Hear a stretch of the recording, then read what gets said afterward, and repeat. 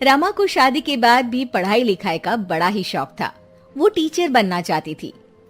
रमा का ससुराल शहर के सबसे अमीर घरों में से एक था, पर साथ ही उसके ससुराल वालों को अपने बिजनेस और पैसों का बड़ा ही घमंड था।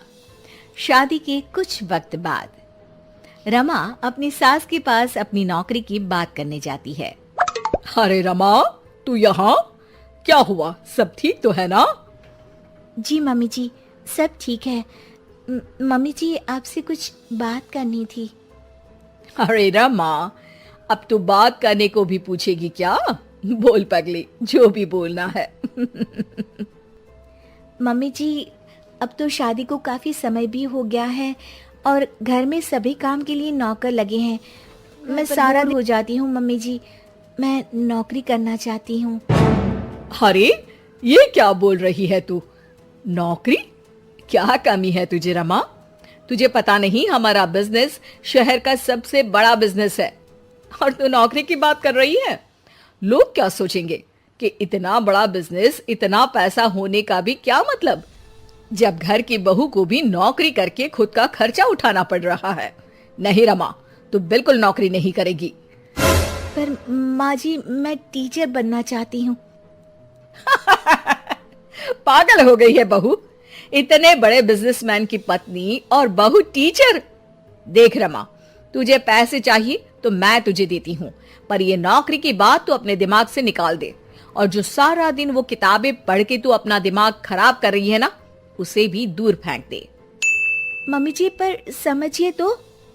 रमा देख, अगर तुझे यही बात करनी है यहाँ से, वरना मैं आज तुझे राहुल से बोल के तेरे मायके वापस भिजवा दूंगी, फिर वहीं गरीबों की जिंदगी में सड़ना। रमा छोटा दिल करके वहां से चुपचाप अपने कमरे में वापस चली जाती है। कुछ वक्त बाद रमा का पति राहुल कमरे में आता है। अरे रमा, क्या हुआ? इतना शांत क्यों आज? क्या हुआ, मैडम को शॉपिंग पे जाना है क्या? नहीं जी, बस यूं ही। अरे बोलो भी रमा, तुम्हारा यूं शांत रहना मुझे अच्छा नहीं लगता। रमा पति के सामने नौकरी करने की बात रखते हुए कहती है, सुनिए ना, मैं नौकरी करना चाहती हूँ। मम्मी जी से इस बारे में बात हुई थी, लेकिन उन्होंने साफ इनकार कर दिया, इसलिए मैं आपकी सहमति चाहती हूँ। राहुल रमा की बात सुनकर जोरों से हंस पड़ता है।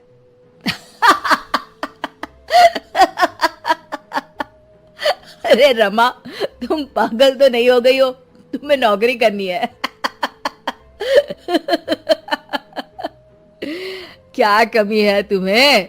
तुम्हें शॉपिंग पर जाना है तो मेरा क्रेडिट कार्ड लेकर जाओ, और वैसे भी तुम एक अमीर बिजनेसमैन की पत्नी हो ना रमा। रमा राहुल के सामने नौकरी करने की जिद करती है। पर सुनिए तो, मैं नौकरी पैसों के लिए नहीं, अपने लिए करना चाहती हूँ। मेरा बचपन से टीचर बनने का सपना था, मैं उस सपने को पूरा करना चाहती हूँ। पागल हो चुकी हो तुम। बिल्कुल पागल। राहुल भी माँ की भाषा बोलता है और रमा के सपनों का मजाक उड़ाकर सो जाता है। रमा फिर से अपना दिल छोटा करके सो जाती है। अगले दिन सुबह रमा मम्मी जी से कहती है, मम्मी जी, मैं पास वाले बाजार तक जा रही हूँ। ठीक है बहू, पर शाम को जल्दी लौट आना। जी मम्मी जी। रमा सामान लेने मार्केट जाती है, तभी उसे रास्ते में एक पोस्टर दिखता है जिस पर लिखा होता है, टीचर की जरूरत है। रमा उसे देख बहुत खुश हो जाती है और बिना सोचे वहां चली जाती है। अब सुनिए, मैंने बाहर आपका पोस्टर दिखा, टीचर की जरूरत है, तो इसीलिए मैं अंदर चली आई। अरे मैडम, आप तो कोई बड़े परिवार से लगती है। हमारा तो बस एक छोटा सा एनजीओ है, जिसके लिए हमें एक टीचर की जरूरत है जो कम पैसों में इन बच्चों को पढ़ा सके।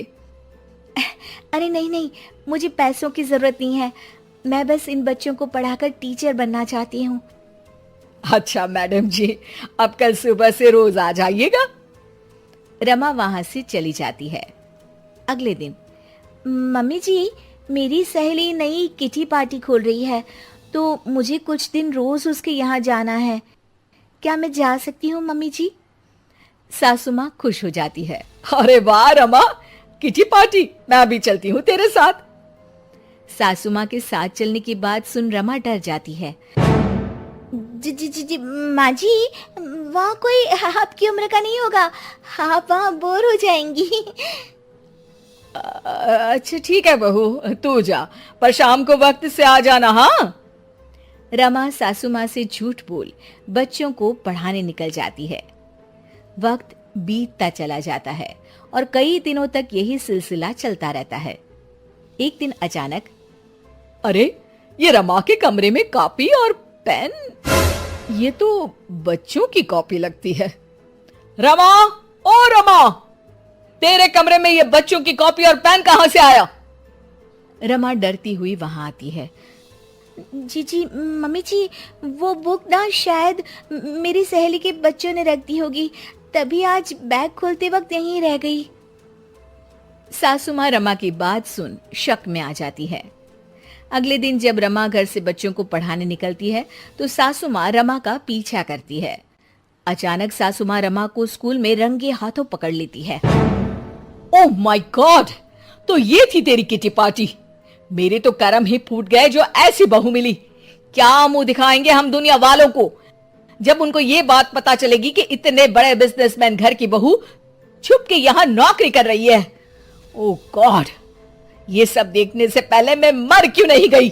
तूने तो हमारा नाम ही डुबो दिया। चल घर, अभी बताती हूं तुझे। सासू माँ गुस्से में रमा को घर ले ही जा रही होती है कि तभी वहां स्कूल का मैनेजर आ जाता है और रमा से कहता है, मैडम जी, आपका बहुत बहुत धन्यवाद। आज आपकी वजह से हमारे एनजीओ के बच्चों ने शहर में टॉप कर हमारे एनजीओ का नाम रोशन किया है। आपका शुक्रिया मैडम जी। इतने अमीर परिवार से होने के बावजूद भी आपने बिना पैसों के इन बच्चों को पढ़ाया। जब तक आप जैसे लोग इस दुनिया में हैं, कोई गरीब का बच्चा पढ़ाई में पीछे नहीं रहेगा। मैनेजर की बातें सुन सासू माँ का रमा के प्रति दिल पिघल जाता है और वो रमा से कहती है, बहू, तू कल से रोज इन बच्चों को पढ़ाने जा सकती है, पर साथ ही इन बच्चों के लिए नए कपड़े और किताबें भी ले जाना। इन बच्चों की पढ़ाई में कोई कमी नहीं होनी चाहिए। सासू माँ की बातें सुन रमा खुश हो जाती है और फिर से बच्चों को पढ़ाने में लग जाती है, पर अब छुपाकर नहीं, खुलेआम।